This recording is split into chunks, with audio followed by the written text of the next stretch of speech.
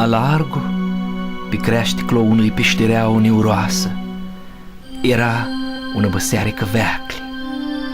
A hântul veacli, că vârnă nu putea să-i da de capă anilor, când o fodrată de străușe noșță.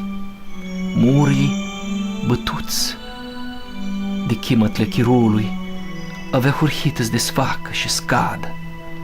Altarea lăită de fum, de femiamă, de hântieț, se surpa ca fezuă și sânței de pe iconostasul să șterzea tot mai multul de ploile ce se sprelenzea pred crepăturile cubeului zugrăpsitul.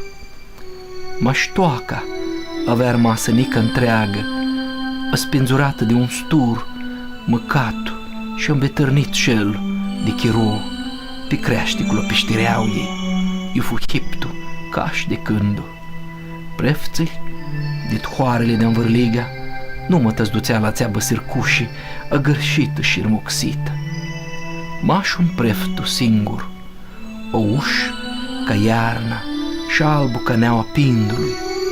Nedzea că te văruară să prindă cândila de sime, de denintea icoana ei, ale dada Domnului, înverenată și nehuroasă. Cărarea ți duțea acolo, era așa spartă de flumile apilor și de puterea chiroului.